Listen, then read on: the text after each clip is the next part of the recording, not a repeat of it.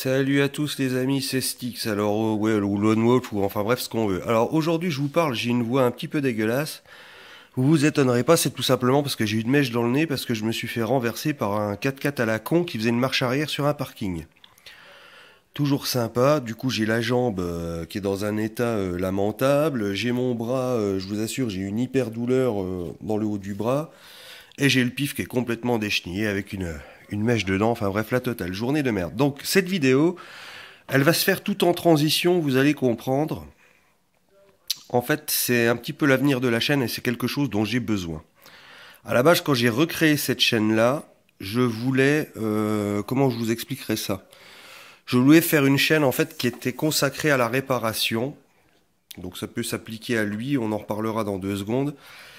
Et ça peut également s'appliquer à ça, aux cartes mères, à tout ce que l'on veut. Mais du coup, moi, il me manque quand même le côté défi. C'est-à-dire que je me fais chier, que ce soit à faire des vidéos sur l'informatique, sur les réparations, tout ça. C'est pas ma vraie nature et clairement, je me fais chier à faire ça.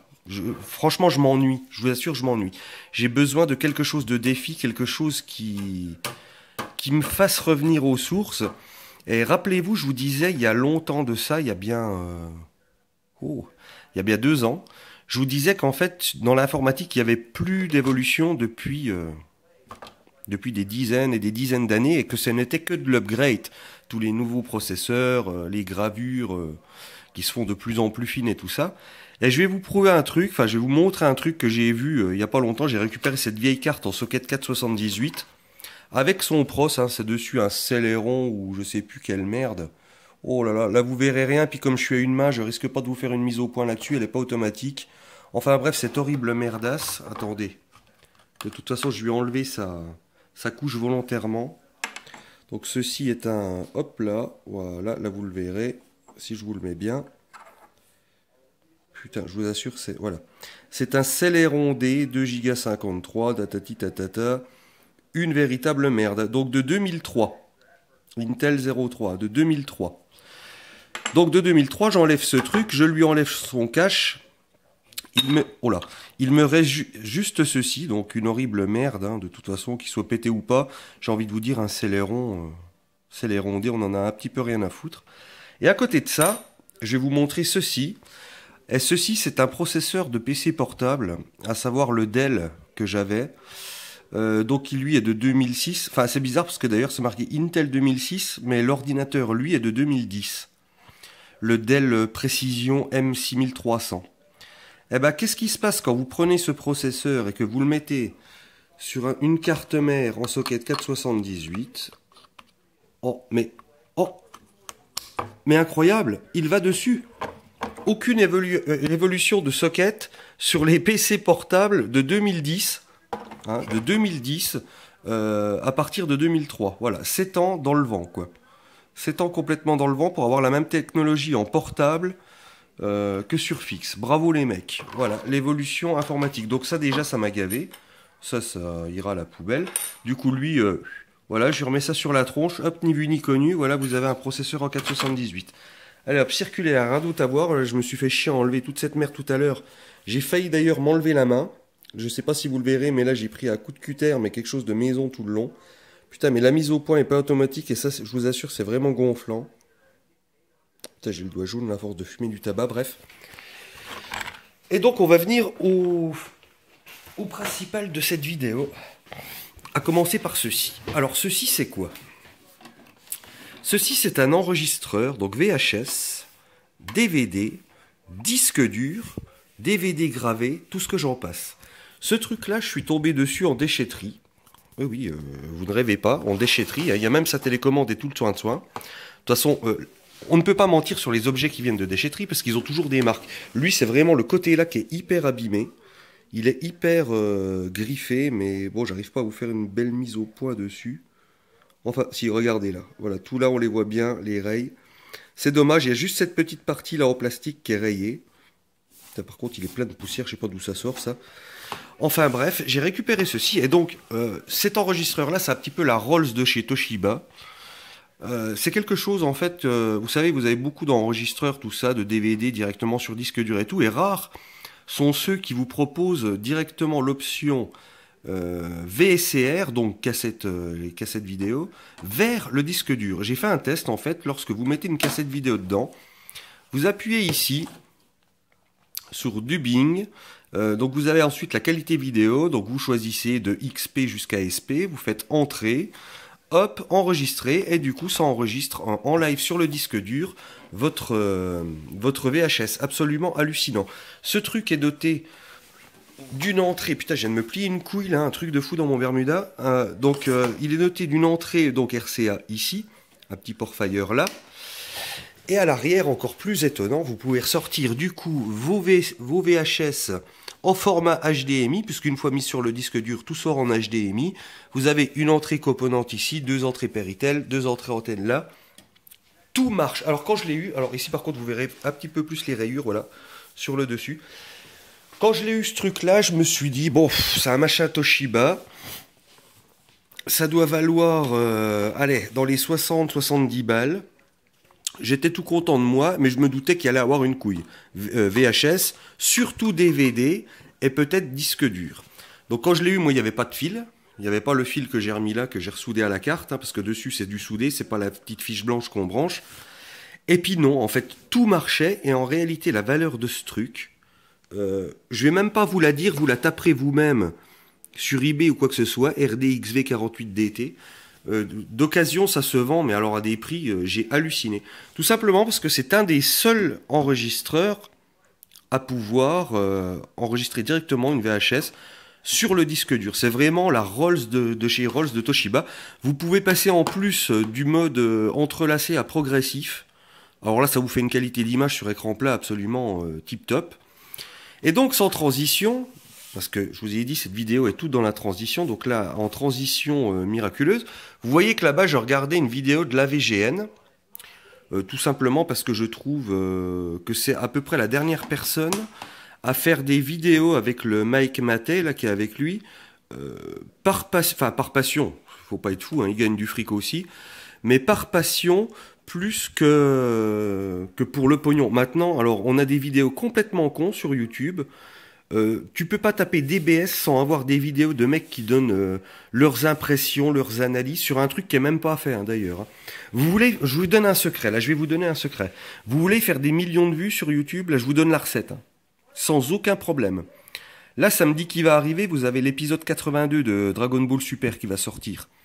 Eh ben, le soir même, vous prenez une image issue de ce bordel, vous mettez une fausse vignette, épisode 83, donc un épisode de plus, vous mettez une image en boucle comme ça pendant 22 minutes, vous laissez ça sur YouTube, il y aura 1 million de connards qui viendra voir. Les gens ne surfent plus que là-dessus. Voilà, alors ça donne des analyses complètement cons sur un truc qui est même pas encore dessiné. Franchement, ça me fait hurler de rire, ces guignols comme Seiko Devin. Là, on se demande d'où il sort, le mec, quoi, pour sortir de la merde pareille en barre. Riles, c'est encore autre chose, lui. Enfin, il dit Riles, moi je trouve que ça fait comme dire Riles. Rail, ça ferait plus classe. Ça ferait beaucoup plus classe, Rail. Mais bon, lui, il est pas méchant, quoi. Il est pas méchant, ça tourne autour, mais j'en ai marre de voir que ça. Alors on a soit que ça, on a que de la vidéo putaclic, on a que des tops, mais putain, c'est devenu quoi YouTube? On peut plus partager une série sans se faire striker directement. Je parle d'un vinyle, on me strike direct. Eh, c'est bon, là, c'est devenu quoi? C'est la plateforme de la dictature, là, YouTube, ou quoi? Eh, mais moi, je vous emmerde, je vous le dis, je vous emmerde, et puis profondément, YouTube.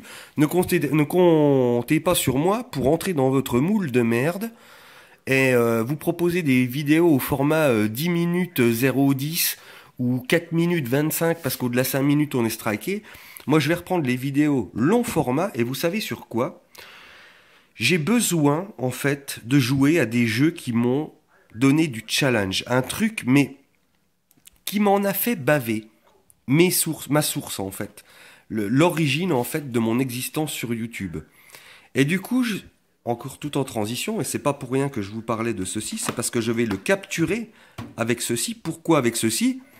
Parce que ceci, lorsque vous capturez quelque chose en entrée RCA, componente ou peu importe l'entrée que vous voulez, vous avez un format vidéo, mais d'une taille rikiki. C'est rikiki, sans déconner, c'est tout petit.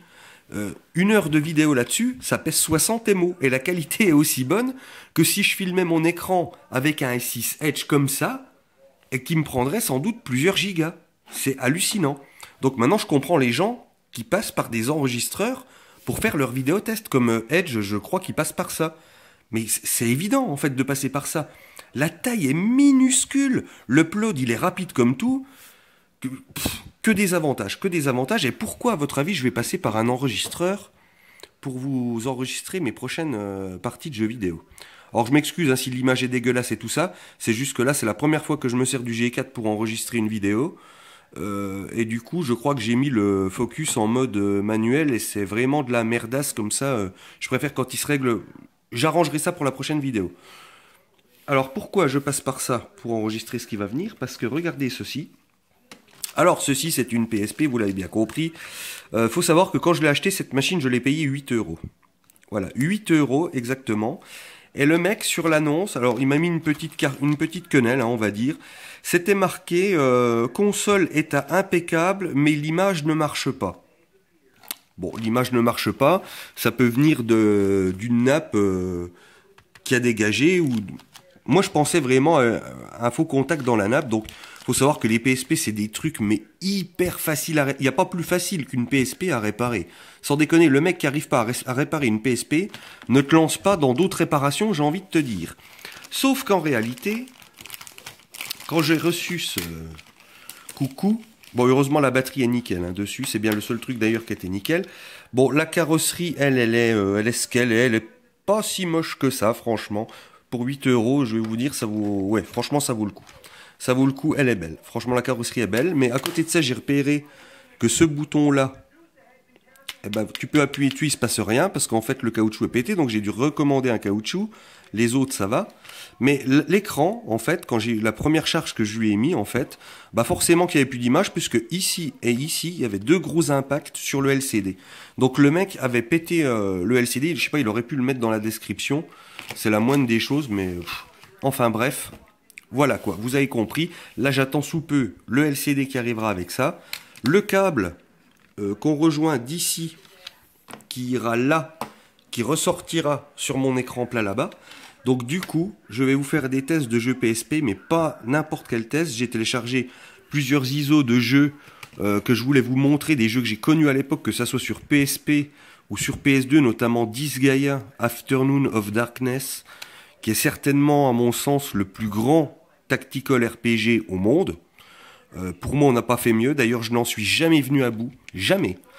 J'ai peut-être fait... Alors, quand on finit l'histoire principale, il faut savoir que sur ce jeu, on doit faire peut-être, allez, 5% du jeu. Ouais, 5% du jeu à tout casser, je pense. Donc là, je pense prendre ma revanche sur ce Disgaea et descendre dans les niveaux 100 des objets. Les aficionados de jeu comprendront. Ça risque d'être costaud, mais surtout...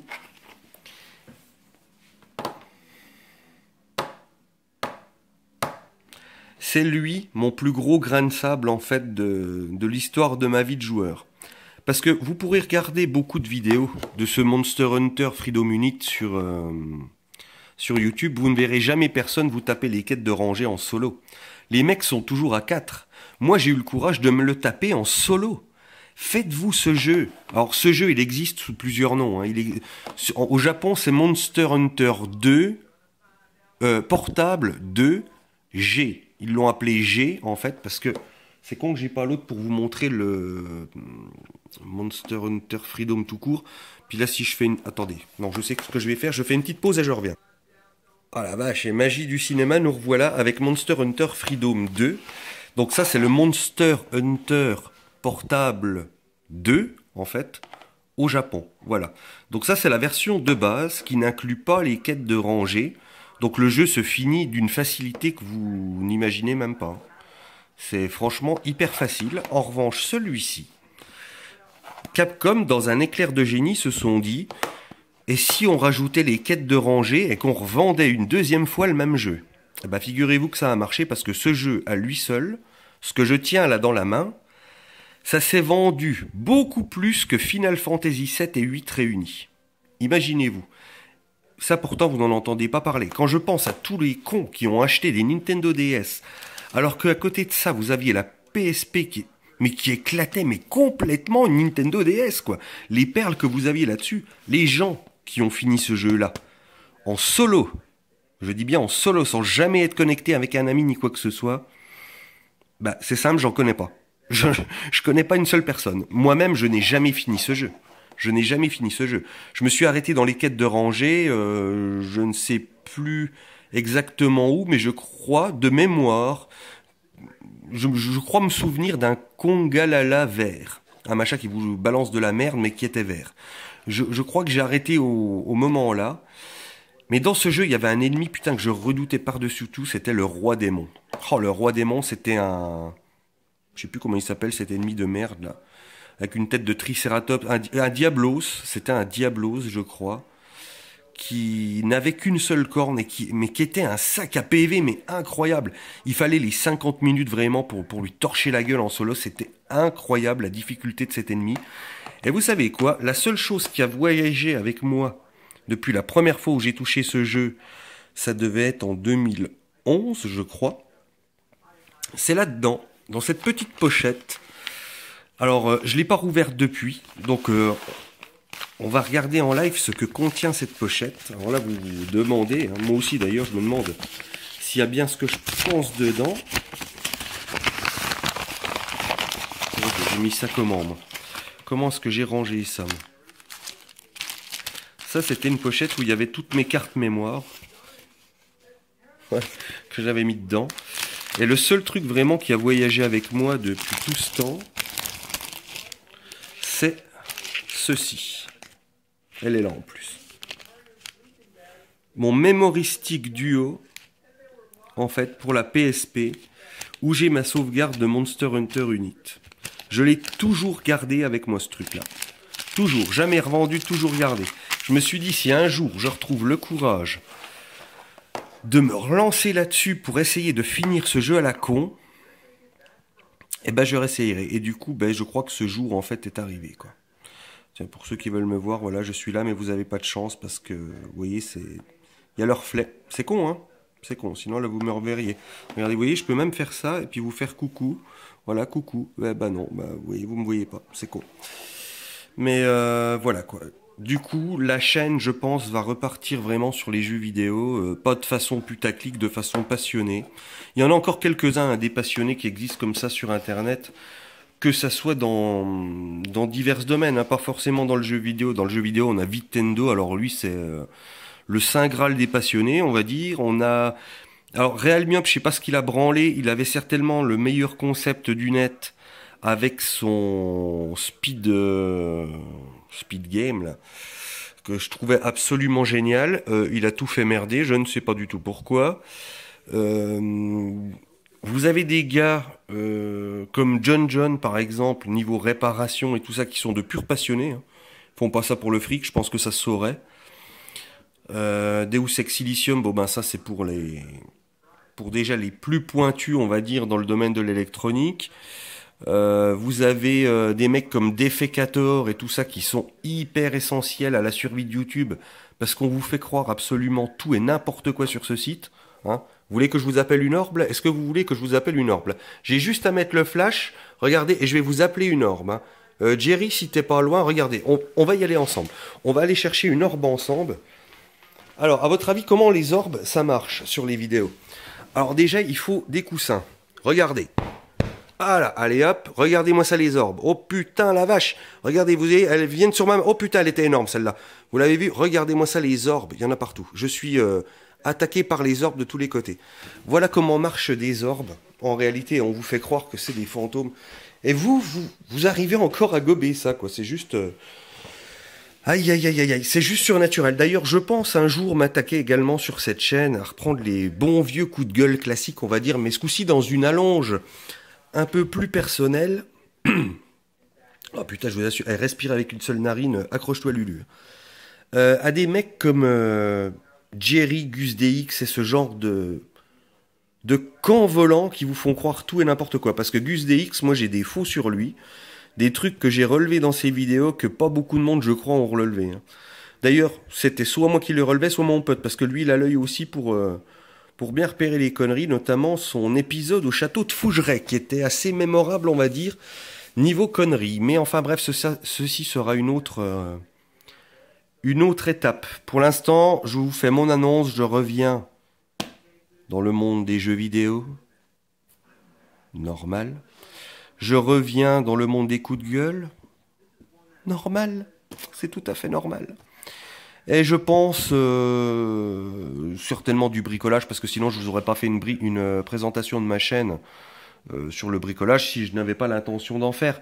Mais à côté de ça, bon, celui-là, j'avais juste un fil à réparer, j'allais pas vous faire un tuto. En plus, c'est hyper chiant, je vous assure, de bricoler en filmant. C'est d'un chiant, mais pas possible. Quand vous avez un trépied, le caméscope, tout qui va bien, c'est nickel. Moi, j'ai juste un portable. Comment voulez-vous que je bricole avec une seule main, quoi? C'est un coup à saloper tout le boulot. Et des engins comme ça, je veux pas les saloper.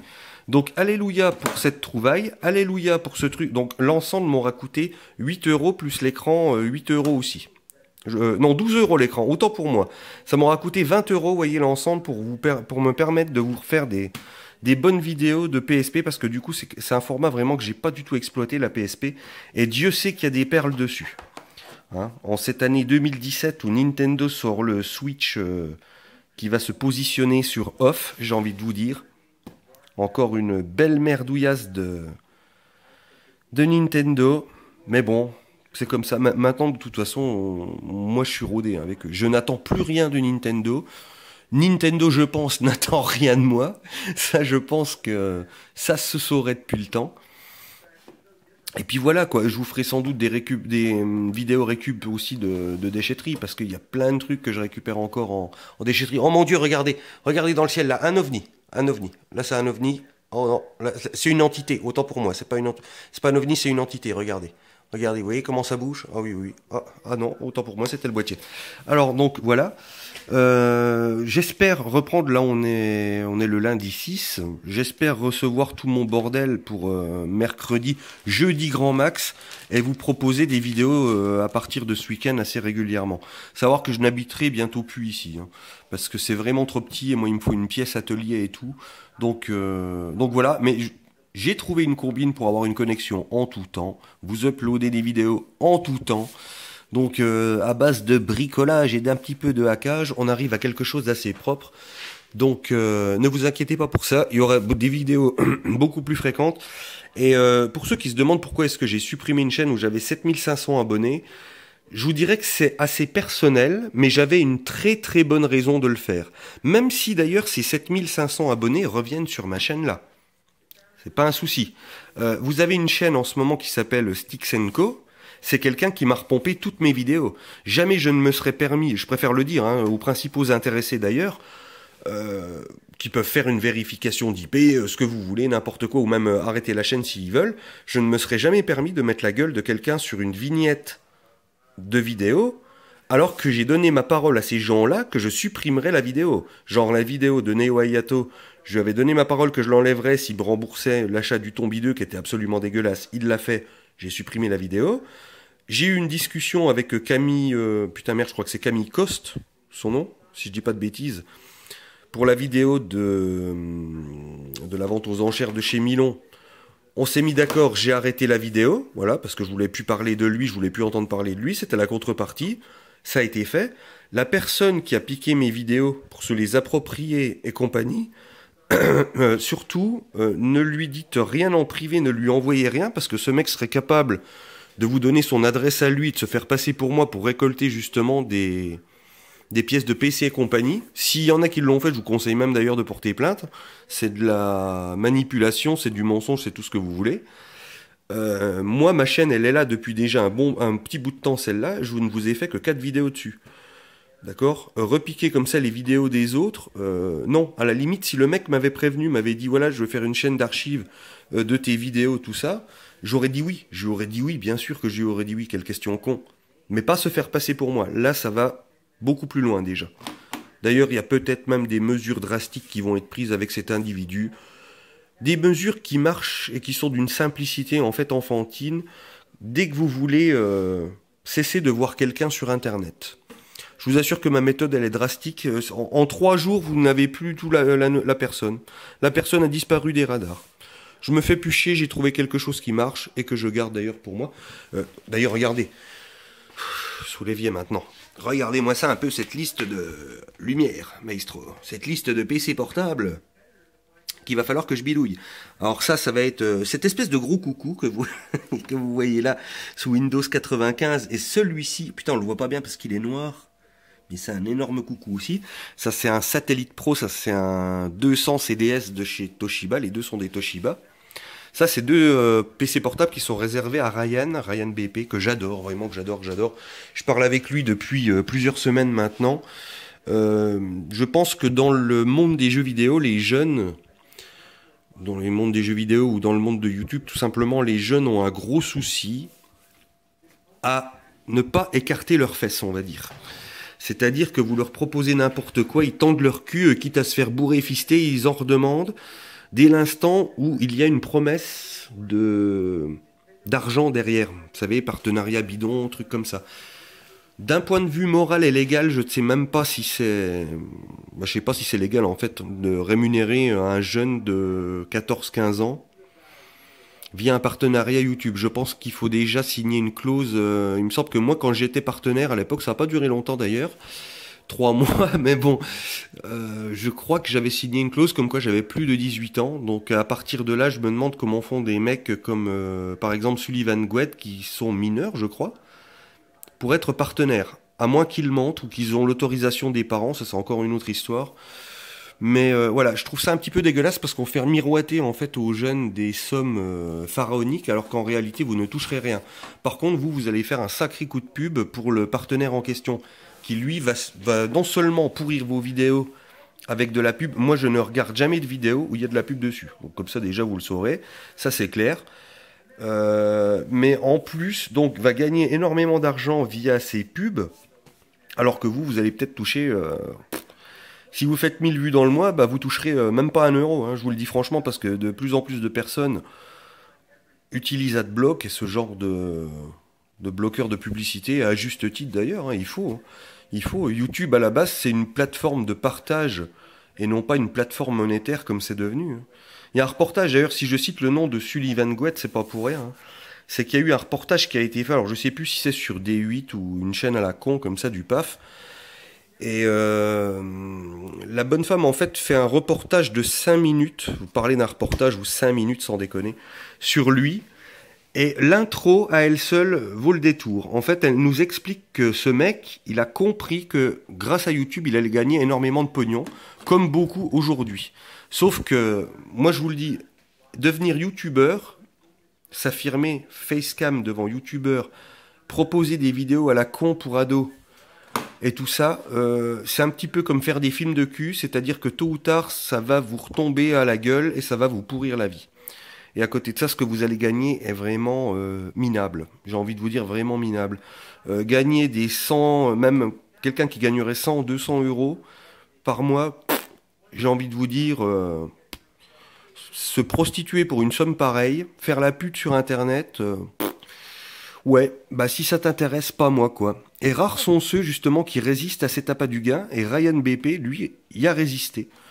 Et je trouve ça vraiment très bien. C'est un jeune vraiment qui est d'une maturité, mais rare. Par chez moi, il n'y a pas de jeunes matures comme ça. Chez moi, il n'y a que des petits cons, des profiteurs et des trous du cul. On n'a que ça. Alors que lui, franchement, est d'une maturité exceptionnelle. Moi, je n'étais pas aussi mature que lui à son âge, ça c'est une certitude.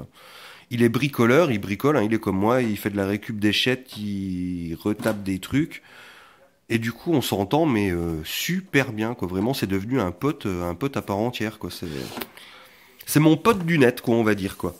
Et je regrette vraiment pas le jour où c'est que... D'ailleurs, c'est très bizarre, parce que le jour où c'est que je suis sorti de tôle, c'est le jour où il a publié sa première vidéo, je crois. Le 21 juillet ou juin? Merde, je sais plus, 2016. Attendez, est-ce que lui, c'est le même jour ou même mois? Je crois que c'est 21 juin, donc non, c'est bon. Ouais, c'est le même jour, en fait. C'est le même jour où j'ai eu ma semi-liberté.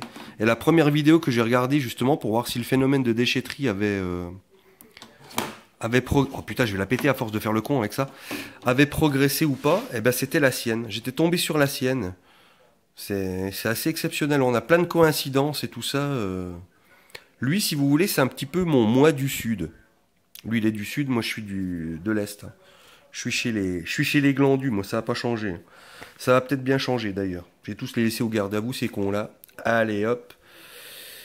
Et puis voilà quoi, je crois que j'ai dit tout ce que j'avais à dire. J'en oublie certainement parce que là, si vous voulez, là il est déjà 11 heures du soir. Là, j'ai passé mon après-midi aux urgences, hein. Parce que je me suis fait renverser par un 4x4 qui a fait une marche arrière absolument trépidante. Voilà, il m'a pas vu. J'ai pris en fait sa roue de secours arrière.